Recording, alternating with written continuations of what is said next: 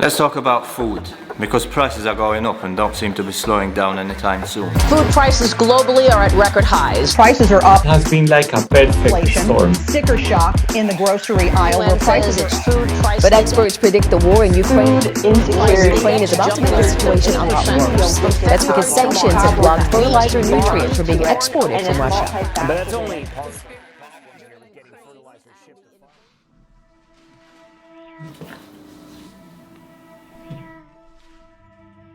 These high food prices are because of two reasons. One reason is because of COVID and because we're still sort of in a pandemic right now. And something else that has happened over the last month or two is the war in Ukraine. But personally, and I think many other people think this way, I don't really care why the food prices just keep going up. All I care about is how far up are the prices going. Just over 1 month ago, we barely spent more than €5 a day on food. But that was back in Indonesia, where we traveled for 6 months.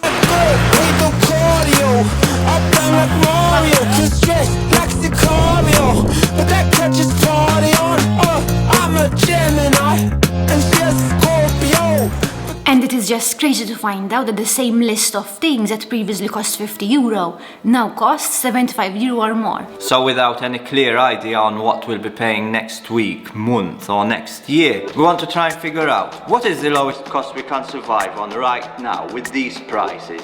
The only way to do that is to come up with a solid plan to reduce our costs. First we'll go through some receipts from previous shopping trips. And what those receipts are probably going to show us is that there's a list of things that are necessary on them and the things that are unnecessary.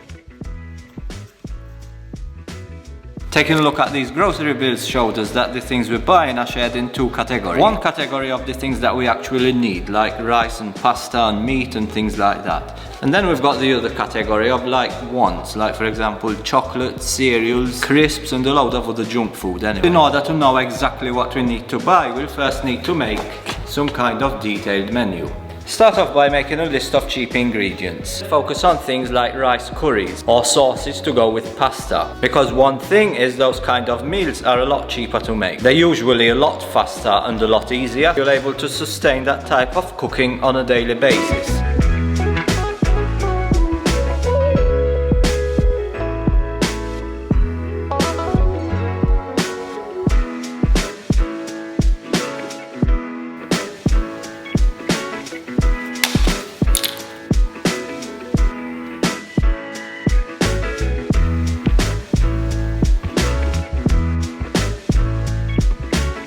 We're going to make this whole thing as a challenge. So the low cost food challenge will be spread over 1 month. And that month will be divided into weeks. And at the end of each week there'll be one of 3 rewards. Bronze, silver or gold. If we manage to spend the week and live on €50, we'll get a bronze reward. €42, silver reward. €35 or less, gold. On average, a couple here in Malta spends just over €100 a week. We'll be trying to slash that average price in half. So that should give you a bit of a perspective what we're trying to do here. Now let's get back to the video.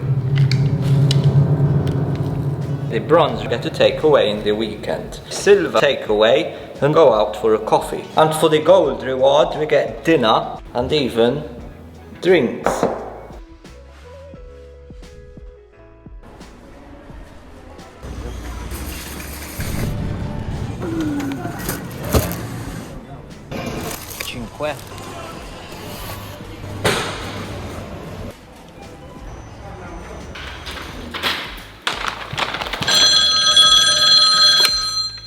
Yeah, we've got everything we need. I think we've got enough food for about 1 month.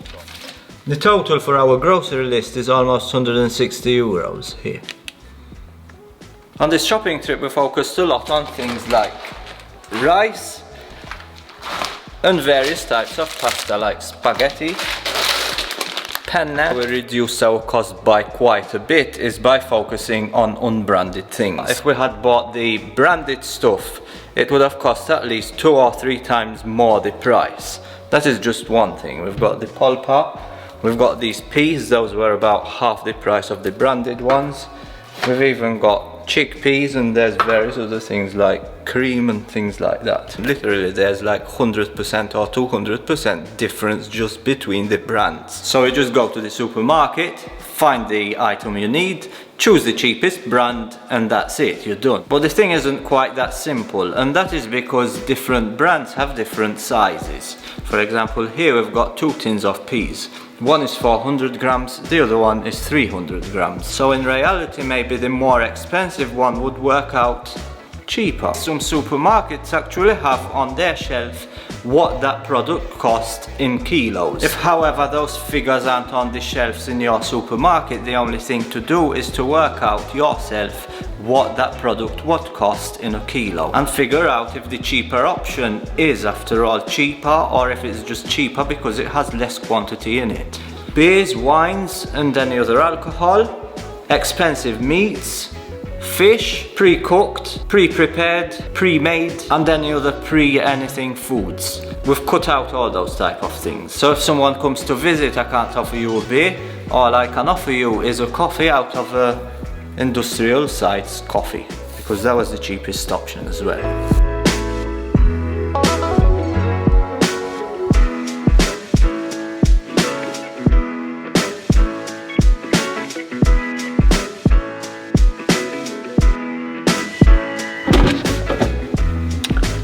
Today we'll be making a quick and easy pasta sauce with whatever and baked rice. Today we're making a chicken curry rice, some nice pita bread, hot shoulder soup while the meat is cooking in the oven. Oh, and today we're making this amazing omelette, a sort of Mexican dish. Today we're making lasagna. Today we'll be making a chicken pasta sauce. That is sambal, egg custard pie,